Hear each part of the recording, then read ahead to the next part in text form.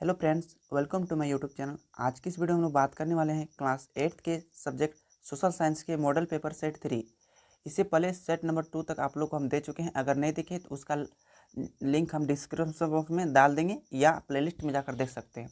इससे पहले कि आप लोग को हम मैथ का मॉडल पेपर 6 तक और साइंस का मॉडल पेपर 6 तक करवा चुके हैं। अगर नहीं देखे हैं तो प्लेलिस्ट में जाकर जरूर देख लीजिएगा, क्योंकि यहाँ से क्वेश्चन एक भी बाहर आने वाला नहीं है। तो चलिए, इस वीडियो में हम लोग 50 इंपॉर्टेंट वीवीआई क्वेश्चन देखने वाले हैं। तो आप कोशिश कीजिएगा कि 50 में 50 को सही करेंगे। आप कितना सही आंसर दे पाएंगे, आप कमेंट बॉक्स में कमेंट आप जरूर कीजिएगा कि मेरा 50 में से 45 को सही हुआ। तो कमेंट आप जरूर कीजिएगा और इस वीडियो को अपने दोस्तों के पास शेयर कर दीजिए। और आप चैनल पर नहीं हैं तो चैनल को भी सब्सक्राइब जरूर कर लीजिएगा। तो चलिए, बिना देर के इस वीडियो को शुरू करते हैं। तो सबसे पहला क्वेश्चन की तरफ बढ़ते हैं। सबसे पहला क्वेश्चन आपके सामने है कि 22 अक्टूबर 1764 ईस्वी बक्सर युद्ध में, जो बक्सर का युद्ध हुआ था, कभी कभी पूछता है कि बक्सर का युद्ध कब हुआ था, तो 22 अक्टूबर 1764। तो यहाँ क्वेश्चन है कि 22 अक्टूबर 1764 ईस्वी बक्सर युद्ध में अंग्रेजी सेना का नेतृत्व किसने किया था। आपके पास 4 गो ऑप्शन है। रॉबर्ट क्लाइव ने किया था, लॉर्ड कॉर्नवालिस ने किया था, कैप्टन मुर्रो ने किया था, विलियम बेटिंग ने किया था। तो इसका राइट आंसर जो हो जाएगा आपका कैप्टन मुर्रो। अंग्रेजी सेना का नेतृत्व किसने किया था बक्सर युद्ध में? कैप्टन मुर्रो ने किया था। नेक्स्ट क्वेश्चन देखते हैं। 1857 के विद्रोह को किस नाम से जाना जाता है? ये भी मोस्ट इंपॉर्टेंट क्वेश्चन है, ये भी याद रखिएगा। तो 1857 के विद्रोह को और किस नाम से जाना जाता है? राष्ट्रीय आंदोलन से, सिपाही विद्रोह से, स्वतंत्रता संघर्ष से या बस्तर विद्रोह से? तो इसका सही आंसर क्या हो जाएगा? सिपाही विद्रोह के नाम से जाना जाता है 1857 के विद्रोह को। नेक्स्ट देखते क्वेश्चन कि 8 अगस्त 1942 ईस्वी को भारत छोड़ो आंदोलन किसने घोषणा किया था? जो भारत छोड़ो आंदोलन जो हुआ था 1942 में शुरू हुआ था, तो किसने यह आंदोलन शुरू किया था, है ना? महात्मा गांधी ने किया था, सुभाष चंद्र बोस ने, या जवाहरलाल नेहरू ने, या सरदार वल्लभ भाई पटेल ने? तो 8 अगस्त 1942 ईस्वी को जो भारत छोड़ो आंदोलन हुआ था ना, उसे महात्मा गांधी ने शुरू किया था। यानी घोषणा किसने की थी? महात्मा गांधी ने किया था।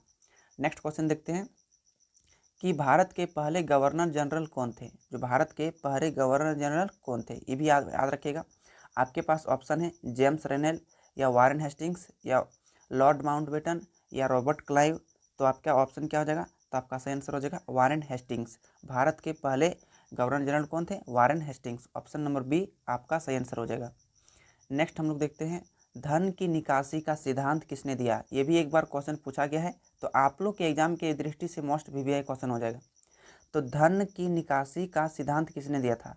किसने दिया था? जवाहरलाल नेहरू ने, दादा भाई नौरोजी ने, महात्मा गांधी ने, या सुभाष चंद्र बोस ने? तो इसका सही आंसर हो जाएगा ऑप्शन नंबर बी, दादा भाई नौरोजी ने धन के सिद्धांत की निकासी का सिद्धांत दिया था।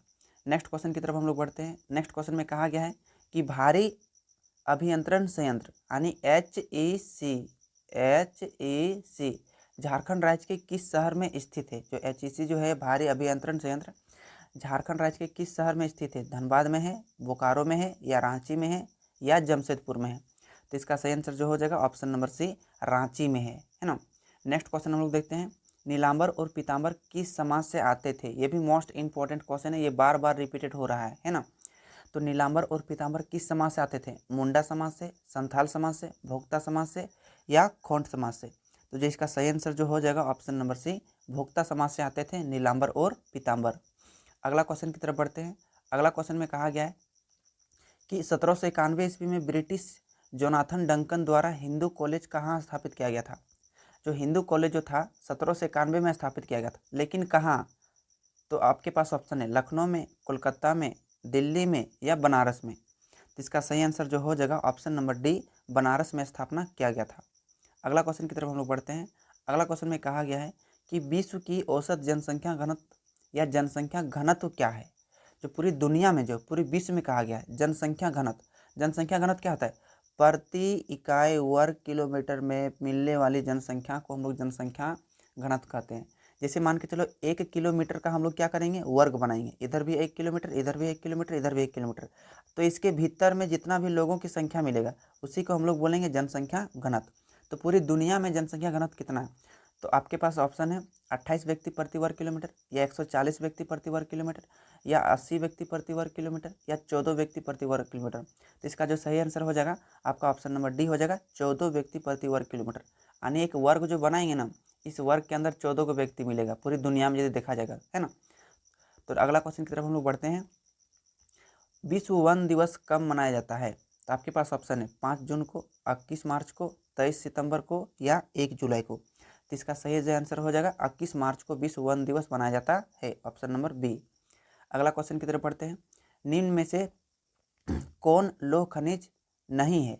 पूछा है कि निम्न में कौन लोह खनिज नहीं है। देखिए मैग्नीज, तांबा, बॉक्साइट, सीसा। तो मैग्नीज लोह खनिज है, क्योंकि लोह खनिज का मतलब होता है जिसमें लोहा का अंश पाया जाता है। तांबा भी तो है, बॉक्साइट भी है। पूछा है कि कौन नहीं है, तो सीसा नहीं है लोह खनिज, ऑप्शन नंबर डी आपका सही आंसर हो जाएगा। अगले प्रश्न की तरफ हम लोग बढ़ते हैं। अगला प्रश्न में कहा है किसे उद्योग की जननी कहा जाता है? तो किसे उद्योग की जननी कहा जाता है? ऑप्शन आपके पास लोहा को, तांबा को, कोयला को या पेट्रोलियम को। तो किसे उद्योग की जननी कहा जाता है? तो इसका सही आंसर हो जाएगा ऑप्शन नंबर सी, कोयला को। क्योंकि जितना भी दुनिया में जो उद्योग होती है ना, वो अधिकतर जो उद्योग चलता है जो ना, वो कोयले से चलता है। इसलिए उद्योग की जननी किसे कहा जाता है? कोयले को कहा जाता है। नेक्स्ट क्वेश्चन की तरफ हम लोग बढ़ते हैं। नेक्स्ट क्वेश्चन में कहा गया आपके पास कि चावल का सबसे बड़ा उत्पादक देश कौन है? चावल उत्पादक देश मतलब सबसे अधिक उत्पादक कौन सा देश है जो चावल उत्पादक करता है? तो आपके पास ऑप्शन है भारत, संयुक्त राज्य अमेरिका, चीन या ब्राज़ील। तो इसका सही जो आंसर हो जाएगा ऑप्शन नंबर सी, चीन हो जाएगा। चीन भारत का सबसे बड़ा चावल उत्पादक देश है। अगर सेकंड नंबर में देखा जाए तो हमारा देश भारत आता है। अगर जनसंख्या में देखा जाए ना, तो जनसंख्या में भी चीन ही आता है 1 नंबर में और भारत दूसरा नंबर में। अगर चावल में देखा जाए तो भारत 1 नंबर में आता है और चीन 1 नंबर में आता है और भारत दूसरा नंबर में आता है चावल उत्पादक देश में, और जनसंख्या में भी दूसरा और चावल में भी दूसरा। और चीन जो है चावल में भी पहला और जनसंख्या में भी पहला। याद रखिएगा सब क्वेश्चन। नेक्स्ट क्वेश्चन कहा गया है कि उच्च न्यायालय के न्यायाधीशों को कौन पदमुक्त करता है? मतलब चुनाव कौन करता है? जो उच्च न्यायालय के न्यायाधीश जो होता है उसका चुनाव कौन करता है? प्रधानमंत्री करता है या उच्चतम न्यायालय के न्यायाधीश करता है या राज्यपाल करता है? यहाँ राज्यपाल थोड़ा गलत लिखा गया है, राज्यपाल करता है या महाभियोग की प्रक्रिया द्वारा होता है? तो आपके पास ऑप्शन जो है, तो इसका सही आंसर जो हो जाएगा आपका, इसका सही आंसर हो जाएगा ऑप्शन नंबर डी, महाभियोग की प्रक्रिया द्वारा होता है उच्च न्यायालय के न्यायाधीशों की पदमुक्त। नेक्स्ट क्वेश्चन की तरफ हम लोग बढ़ते हैं। नेक्स्ट क्वेश्चन में आपके पास कहा गया है कि झारखंड सरकार ने 15 अप्रैल 2016 को भीमराव अंबेडकर आवास योजना का शुभारंभ किनके लिए किया था? तो जो 15 अप्रैल 2016 को ये शुरू किया गया था भीमराव अंबेडकर आवास योजना, तो किन लोगों के लिए कहा गया था? शहरी लोगों के लिए या अनुसूचित जनजाति के लिए या विधवाओं के लिए या अनुसूचित जाति के लिए? तो इसका जो सही जो आंसर हो जाएगा आपका सही आंसर हो जाएगा ऑप्शन नंबर सी, विधवाओं के लिए शुरू किया था। अगला प्रश्न की हम बढ़ते हैं। अगला प्रश्न आपके सामने है 17 नंबर। सच्चर समिति का गठन किस वर्ष हुआ था? जो सच्चर समिति का गठन हुआ किस वर्ष हुआ? 2008 में हुआ, 2005 में हुआ या 2010 में हुआ या 2012 में हुआ? तो इसका सही जो आंसर हो जाएगा ऑप्शन नंबर आपका बी, 2005 में हुआ था सच्चर समिति का गठन, ऑप्शन नंबर बी। अगला प्रश्न की हम लोग बढ़ते हैं। अगला प्रश्न कहा गया है कि सूर्य नमस्कार की कितनी स्थितियां होती है? यानी सूर्य को नमस्कार करने की कितनी स्थितियां होती है? आपकी किताब में दिया गया है। तो ऑप्शन आपके पास 10 प्रकार से मतलब नमस्कार कर सकते हैं, 8 प्रकार से, 12 प्रकार से या 6 प्रकार से। इसका सही जो आंसर हो जाएगा ऑप्शन नंबर सी, 12 प्रकार से किया जाएगा, है ना। अगला प्रश्न की ओर हम लोग बढ़ते हैं। अगला प्रश्न आपके सामने है कि भारत एक संप्रभु राष्ट्र कब बना? देखिए इस क्वेश्चन में बच्चा सब क्या होता है, कन्फ्यूजन हो जाता है। देखिए संप्रभु राष्ट्र का एक सेंस मतलब होता है कोई भी राष्ट्र जो होता है अपने देश का जो फैसला जो होता है अपने हाथों आने खुद करेगा, किसी दूसरे के हाथों से डिसीजन नहीं लेगा। जैसे एक भारत एक देश है कि नहीं, हम लोग उस भारत देश में रहते हैं। तो भारत देश में जितना भी डिसीजन जो होता है इसका कौन डिसीजन लेता है? यह भारत देश के प्रधानमंत्री या राष्ट्रपति लेता है। तो संप्रभु राष्ट्र का क्या मतलब होता है कि किसी भी देश का जो फैसला जो होता है उस देश खुद करेगा। तो ये शुरू कब हुआ था? जब हम लोग गणतंत्र हुए थे। कब? 26 जनवरी 1950 को, है ना। यहाँ पर ऑप्शन थोड़ा गलत लिखा गया, अगस्त नहीं होगा, यहाँ पर होगा जनवरी। तो यहाँ लिख दीजिएगा जनवरी, 26 जनवरी 1950 को, है ना। तो 26 जनवरी 1950 को क्या हुआ था? भारत संप्रभु राष्ट्र बना था। अगला प्रश्न की तरफ बढ़ते हैं। अगला प्रश्न आपके सामने है, कौन बच्चों के लिए कल्याणकारी आविष्कार नहीं है? देखिए कल्याणकारी आविष्कार का क्या मतलब? ऐसा आविष्कार जिसमें बच्चों को थोड़ा हित होगा, है ना। तो पूछा है कि कौन आविष्कार सही नहीं है। देखिए पोलियो का टीका ये तो बच्चों के लिए सही है, रेबीज का टीका भी जरूरी है, टीबी का टीका भी जरूरी है, परमाणु बम का निर्माण बहुत खतरनाक हो जाएगा, क्योंकि परमाणु बम किसी जगह फूटेगा ना तो उस जगह का तहलका नहलका मचा देगा। जैसे झारखंड राज्य में कहीं पर गिर गया, रांची शहर वगैरह में, तो पूरा एकदम खतरनाक चौपट कर देगा पूरा झारखंड को, है ना। तो परमाणु बम क्या होता है, बहुत ही खतरनाक होता है बच्चों के कल्याणकारी आविष्कार के लिए। तो इसका सही आंसर जो हो जाएगा ऑप्शन नंबर डी आपका सही आंसर हो जाएगा। अगला प्रश्न की तरफ बढ़ते हैं। क्या है कि इनमें कौन प्रमुख पय फसल है। यहाँ पर पर फसल लिखा गया है, यहाँ हो जाएगा पय फसल। माफी चाहते हैं कि बार बार थोड़ा क्वेश्चन गलत टाइपिंग हो जाता है, यहाँ हो जाएगा पय फसल हो जाएगा, है ना। पय फसल, पय फसल का मतलब क्या होता है, पीने वाला फसल। क्या हो जाएगा, पीने वाला फसल। तो देखिए चाय और कहवा, ये तो सही आंसर है, क्योंकि पय फसल है, चाय भी पीते हैं कहवा भी पीते हैं। अब बच्चा सोचता क्या है, दूध और शरबत भी पय फसल है, क्योंकि इसको भी पीते हैं। देखिए पीते तो है लेकिन ये फसल नहीं है। फसल क्या है, उसको जो हम खेतों में उगाते हैं उसे फसल कहते हैं। तो दूध को कौन हम खेत में उगाते हैं, ये तो फल फसल नहीं होगा। जल और नारियल का पानी ये भी पीते हैं, तब इसके हिसाब से भी हो जाएगा ये फल फसल नहीं होगा। क्यों कि इसको हम लोग खेती नहीं करते हैं, जल का खेती करते हैं नहीं करते हैं। गन्ने का रस और सत्तू का शरबत, इसको भी हम लोग खेती नहीं करते, यानी फसल नहीं उगाते। तो इसका जो सही आंसर हो जाएगा ऑप्शन नंबर 1, चाय और कहवा जो है पय फसल है। एक बार क्वेश्चन में ये वाला पूछा गया है, तो आपके एग्जाम की दृष्टि से मोस्ट VVI क्वेश्चन आपका हो जाएगा। अगला प्रश्न की ओर बढ़ते हैं। क्या है कि आर्थिक क्रिया कितने प्रकार की होती है। आपके पास ऑप्शन है 4 प्रकार की, या 3 प्रकार की, या 2 प्रकार की, या 5 प्रकार की। तो इसका सही जो आंसर हो जाएगा ऑप्शन नंबर 3, आर्थिक क्रिया 3 प्रकार के होते हैं। पहला जो होता है प्राथमिक क्रिया जो होता है ना। आर्थिक क्रिया 3 प्रकार के, प्राथमिक क्रिया, दूसरा जो होता है द्वितीयक क्रिया जो होता है कि नहीं, द्वितीयक क्रिया, और तीसरा जो होता है तृतीयक क्रिया होता है। क्या होता है, तृतीयक क्रिया होता है, याद रखिएगा। प्राथमिक क्रिया 3 प्रकार के, प्राथमिक, द्वितीयक, तृतीयक, सॉरी आर्थिक क्रिया 3 प्रकार के, याद रखिएगा। अगला क्वेश्चन है कि किस खनिज को काला सोना कहा जाता है। ध्यान सुनिए, काला सोना। आपके पास ऑप्शन है मैग्नीज, पेट्रोलियम, सोना या कोयला। तो इसका सही जो आंसर हो जाएगा आपका ऑप्शन नंबर बी, पेट्रोलियम को काला सोना कहा जाता है। कोयला को मत मार दीजिएगा, कोयला को काला हीरा कहा जाता है। कोयला क्या कहा जाता है, काला हीरा कहा जाता है। तो ये भी आप ध्यान में रखिएगा, काला हीरा किसे कहा जाता है, कोयला को। लेकिन किस खनिज को काला सोना कहा जाता है, पेट्रोलियम को। नेक्स्ट क्वेश्चन की तरफ बढ़ते हैं। कहा है कि झरिया किसके उत्पादन के लिए प्रसिद्ध है। जो झरिया जो है झारखंड में किसके उत्पादन के लिए प्रसिद्ध है। ऑप्शन आपके पास है कोयला, अभ्रक, बॉक्साइट या लोहा। तो झरिया जो है कोयला उत्पादन के लिए प्रसिद्ध है। तो ऑप्शन नंबर 1 आपका सही आंसर हो जाएगा। नेक्स्ट क्वेश्चन की तरफ बढ़ते हैं। नेक्स्ट क्वेश्चन आपके पास है कि भारत में सोने का निक्षेपण किस राज्य में पाया जाता है। जो सोने का जो अंश है निक्षेपण किस राज्य में पाया जाता है। आपके पास ऑप्शन है ओडिशा, कर्नाटक, झारखंड या गोवा। तो इसका सही जो आंसर हो जाएगा आपका ऑप्शन नंबर बी, कर्नाटक राज्य में पाया जाता है। नेक्स्ट क्वेश्चन देखते हैं। अधात्विक चट्टानें कहाँ पाए जाते हैं। जो अधात्विक चट्टानें जो होती है कहाँ पाई जाती है, आग्नेय चट्टानों में, या रूपांतरित चट्टानों में, या कायांतरित चट्टानों में, या इनमें से कोई नहीं। तो इसका सही जो आंसर हो जाएगा ऑप्शन नंबर बी, रूपांतरित चट्टानों में अधात्विक चट्टानें पाई जाती है। नेक्स्ट क्वेश्चन देखते हैं कि प्राथमिक क्रियाओं का उदाहरण कौन नहीं है, यानी कौन वाला नहीं है। देखिए आर्थिक क्रिया 3 प्रकार के, प्राथमिक, द्वितीयक, तृतीयक। तो पूछा है कि प्राथमिक क्रियाओं का उदाहरण कौन नहीं। तो प्राथमिक क्रिया में कौन कौन आता है, कृषि तो प्राथमिक क्रिया का है, खनन, खनन मतलब खुदाई करना, ये भी है। बैंक, बैंक जो होता है ना तृतीय क्रियाकलाप में आता है, क्योंकि ये बैंक क्या होता है, सेवा क्षेत्र होता है। तो सेवा क्षेत्र जो होता है ना यह तृतीय क्रियाकलाप में आता है। तो पूछा है प्राथमिक क्रिया का उदाहरण कौन नहीं है, तो ये तो बैंक हो जाएगा, क्योंकि बैंक तृतीयक में आता है। पशुपालन भी प्राथमिक क्रिया के अंतर्गत आता है, कृषि भी आता है, खनन भी आता है। तो बैंक नहीं आता है, बैंक तृतीयक क्रियाकलाप में आता है। तो इस सब चीज़ को आप याद रखिएगा। तो इसका सही आंसर ऑप्शन नंबर सी हो जाएगा। अगला प्रश्न की ओर बढ़ते हैं। सफ़ेद सोना किसे कहा जाता है। देखिए वहाँ पर काला सोना था जिसे पेट्रोलियम को कहते हैं, सफ़ेद सोना किसे कहते हैं। तो आपके पास ऑप्शन है कपास, जूट, रेशम या इनमें से कोई नहीं। तो इसका सही जो आंसर हो जाएगा ऑप्शन नंबर ए, सफ़ेद सोना कपास को कहा जाता है। अगला प्रश्न की तरफ बढ़ते हैं। अगला प्रश्न आपके सामने है, वन आधारित उद्योग के उदाहरण नहीं है।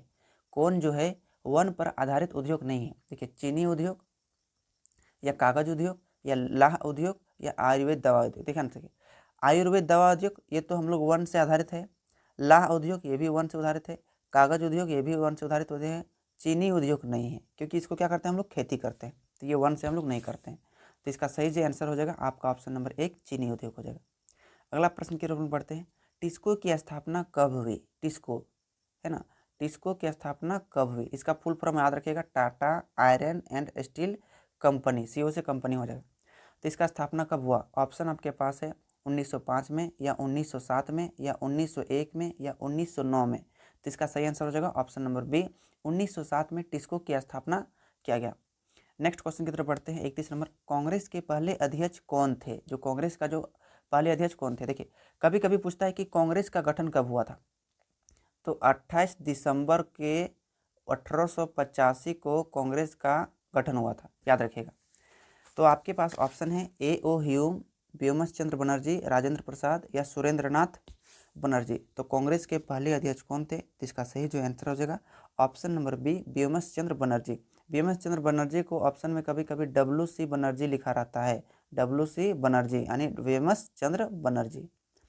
अगला क्वेश्चन की तरफ बढ़ते हैं।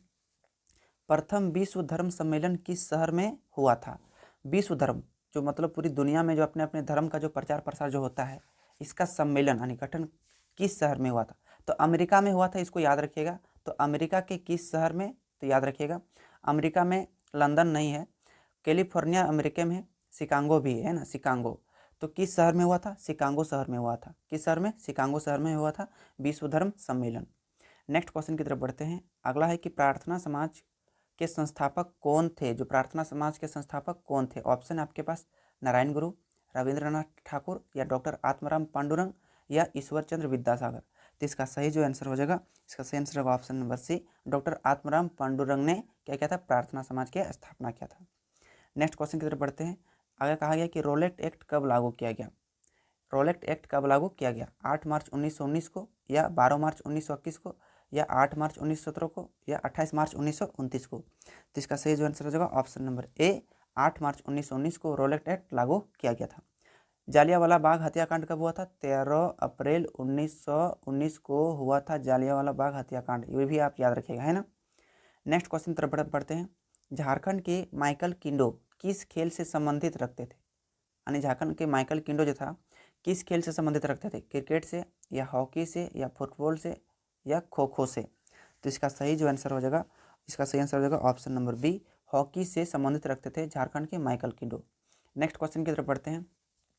अगला क्वेश्चन कहा गया है कि भारत की पहली बड़ी हॉकी प्रतियोगिता कौन थी? भारत की पहली सबसे बड़ी हॉकी प्रतियोगिता कौन थी? आगा कप था या बेटन कप था या ध्यानचंद कप था या इनमें से कोई नहीं। तो इसका सही जो आंसर हो जाएगा option number B, Beighton cup कहा जाता है। यानी सबसे बड़ी हॉकी प्रतियोगिता कौन थी? Batten cup. नेक्स्ट क्वेश्चन की तरफ बढ़ते हैं। नेक्स्ट क्वेश्चन में कहा गया कि वैसे संसाधन जो सभी जगह पाए जाते हैं क्या कहलाते हैं? जो सभी जगह पाए जाते हैं क्या कहलाते हैं? सार्वजनिक संसाधन। सार्वजनिक संसाधन का मतलब क्या होता है? एक समाज का अधिकार होता है। सर्वव्यापक, सर्व मतलब होता है सभी, व्यापक का मतलब होता है उपस्थित, जो सभी जगह उपस्थित रहता है उसे सर्वव्यापक संसाधन कहते हैं। तो जो सभी जगह पाए जाते हैं तो क्या हो जाएगा? सर्वव्यापक संसाधन कहलाते हैं, है ना। सीमित संसाधन क्या होता है? ऐसा संसाधन जो किसी खास क्षेत्र में पाया जाता है। जैसे अबरक जो होता है गिरिडीह और कोडरमा के क्षेत्र में पाया जाता है और अबरक झारखंड के और कोई एरिया में नहीं पाया जाता है। तो अबरक जो है एक सीमित संसाधन है ना। तो वैसे संसाधन जो सभी जगह पाए जाते हैं क्या कहलाते हैं? सर्वव्यापक संसाधन। अच्छा, सभी जगह क्या पाया जाता है? पानी हो जाएगा, है कि नहीं, वायु हो जाएगा, ये सब क्या है? संसाधन ही है। नेक्स्ट अगला क्वेश्चन है कि सामुदायिक भूमि पर किसका अधिकार होता है? तो सामुदायिक भूमि पर किसका अधिकार होगा? व्यक्ति का या महिला का या सरकार का या समाज का? तो सामुदायिक भूमि पर समाज का अधिकार होता है। ऑप्शन नंबर डी आपका राइट आंसर हो जाएगा। नेक्स्ट है कि रेगर मृदा किसे कहते हैं? ये भी मोस्ट इंपॉर्टेंट क्वेश्चन है और एक बार VVI क्वेश्चन इसलिए क्योंकि एक बार पूछा गया है। तो रेगर मृदा किसे कहते हैं? लाल मृदा को, काली मृदा को, जलोढ़ मृदा को या लेटेराइट मृदा को? तो काली मृदा को रेगर मृदा भी कहा जाता है। तो ऑप्शन नंबर बी आपका सही आंसर हो जाएगा। अगला प्रश्न देखते हैं। कपास की खेती के लिए कौन सी मृदा उपयुक्त मानी जाती है? जो कपास की खेती होती है कौन सी मृदा उपयुक्त मानी जाती है? काली मृदा, वन मृदा, जलोढ़ मृदा या मरुस्थलीय मृदा? तो इसका सही जो आंसर हो जाएगा ऑप्शन नंबर ए, काली मृदा मानी जाती है कपास की खेती के लिए। नेक्स्ट है कि रोटी की टोकरी किसे कहा जाता है? मोस्ट इंपॉर्टेंट क्वेश्चन है। रोटी की टोकरी किसे कहते हैं? वेल्ड प्रदेश को, डाउन्स को या प्रेरी प्रदेश को या स्टेपी प्रदेश को? तो इसका सही जो आंसर हो जाएगा, इसका सही आंसर हो जाएगा ऑप्शन नंबर सी, प्रेरी प्रदेश को रोटी का टोकरी कहा जाता है। नेक्स्ट है कि जापान का मैनचेस्टर किसे कहा जाता है? मैनचेस्टर जो होता है ना, ये सूती वस्त्र उद्योग का जो मेन जगह होता है उसी को मैनचेस्टर कहा जाता है। तो जापान का मैनचेस्टर किसे कहा जाता है? ओसाका को कहा जाता है। उसका ऑप्शन नंबर डी आपका सही आंसर हो जाएगा। कभी कभी पूछता है कि भारत का मैनचेस्टर, तो भारत का मैनचेस्टर याद रखिएगा अहमदाबाद को कहा जाता है, भारत का मैनचेस्टर जो गुजरात राज्य में स्थित है। नेक्स्ट देखते हैं, अधिकांश आदिवासी आबादी कौन सी भाषा बोलती है? जो आदिवासी समाज जो होता है कौन सी भाषा बोलता है अधिकतर? संथाली बोलता है या खड़िया बोलता है या उरांव बोलता है या बंगाली? तो संथाली भाषा में से क्या बोलते हैं? संथाली बोलते हैं, संथाली आदिवासी लोग। ऑप्शन नंबर ए आपका सही आंसर हो जाएगा। नेक्स्ट देखते हैं कि अंतर्राष्ट्रीय नशा विरोध दिवस कब मनाया जाता है? जो नशा के विरोध जो दिवस मनाया जाता है वो अंतर्राष्ट्रीय नशा विरोध दिवस कब मनाया जाता है? आपके पास ऑप्शन है 21 मई को या 26 अप्रैल को या 26 जून को या 21 जून को। तो इसका सही जो आंसर हो जाएगा ऑप्शन नंबर सी 26 जून को अंतर्राष्ट्रीय नशा विरोध दिवस मनाया जाता है। अगला प्रश्न की तरफ बढ़ते हैं। अगला प्रश्न आपके सामने और कहा गया है कि स्वच्छ भारत का अभियान की शुरुआत कब हुई थी? स्वच्छ भारत अभियान की शुरुआत कब हुई थी? ऑप्शन आपके पास 15 अगस्त 2015 को, 2 अक्टूबर 2016 को या 15 अगस्त 2017 को या 2 अक्टूबर 2014 को। तो इसका सही आंसर हो जाएगा ऑप्शन नंबर डी 2 अक्टूबर 2014 को, है ना, स्वच्छ भारत अभियान शुरू हुआ था। नेक्स्ट क्वेश्चन की तरफ बढ़ते हैं। नेक्स्ट क्वेश्चन आपके सामने कहा गया है कि बिरसा मुंडा का जन्म क्या हुआ था? आपको ये कमेंट बॉक्स में आंसर बताना है। 46 का, है ना, 46 नंबर का आपको कमेंट बॉक्स में आंसर बताना है, इसका जन्म कहाँ हुआ था, है ना। नेक्स्ट क्वेश्चन की तरफ हम लोग बढ़ते हैं कि चाय और चीनी पर से कंपनी का एकाधिकार कब समाप्त कर दिया गया? चाय और चीनी पर से 1830 पर, 1833 पर या 1835 पर या 1837 पर। तो इसका सही जो आंसर हो जाएगा, इसका सही आंसर हो जाएगा ऑप्शन नंबर बी 1833 पर क्या कर दिया? चाय और चीनी पर एकाधिकार समाप्त कर दिया गया। नेक्स्ट क्वेश्चन देखते हैं, किस रंग का झंडा बिरसा राज का प्रतीक था? तो कौन से रंग का? लाल रंग का, सफेद रंग का, केसरिया रंग का या हरा रंग का? तो इसका सही आंसर हो जाएगा ऑप्शन नंबर बी सफेद रंग का झंडा जो था बिरसा राज का प्रतीक था। 49 नंबर क्वेश्चन है कि इतिहास को सामान्यतः कितने कालखंडों में बांटा गया? आपके पास ऑप्शन है 1, 2, 3 या 4। तो इसका सही आंसर हो जाएगा ऑप्शन नंबर 3। तो इतिहास को 3 कालखंडों में बांटा गया है। पहला हो जाएगा आपका प्राचीन इतिहास, उसके बाद हो जाएगा मध्य इतिहास, इसके बाद हो जाएगा आधुनिक इतिहास। तो ये भी याद रखिएगा, आधुनिक इतिहास। नेक्स्ट क्वेश्चन देखते हैं और आज का लास्ट क्वेश्चन है कि भारत का मैनचेस्टर किस शहर को कहा जाता है? इसका तो आंसर अभी आपको बताए थे, अहमदाबाद को कहा जाता है जो गुजरात राज्य में स्थित है। इसको भी आप याद रखिएगा, है ना। तो इस प्रकार से क्या हुआ, मोस्ट 50 क्वेश्चन का मॉडल सेट 3 हम कंप्लीट किए। उम्मीद करते हैं कि 50 में से 50 क्वेश्चन आपका राइट हो गया होगा। कमेंट बॉक्स में आप बताइएगा कि आप 50 में से कितने आंसर कर पाए हैं, है ना। तो उम्मीद करते हैं कि आज का वीडियो आपके एग्जाम की दृष्टि से मोस्ट हेल्पफुल साबित होगा। तो इस वीडियो को एक लाइक जरूर कर दीजिएगा, आपको एक पसंद आया था। अपने दोस्तों के पास शेयर करना मत भूलिएगा ताकि आपके दोस्त को भी पता चल सके। और आप चैनल को अभी तक सब्सक्राइब नहीं किए हैं तो चैनल को मेरा सब्सक्राइब जरूर कर लीजिएगा और साथ में बेल का आइकन जो होता है उसको प्रेस कर दीजिएगा ताकि हमारे आने वाले हर एक वीडियो का नोटिफिकेशन सबसे पहले आप तक पहुँच सके। तो चलिए फिर मिलते हैं अगले मॉडल पेपर के साथ, तब तक के लिए आप सभी को धन्यवाद।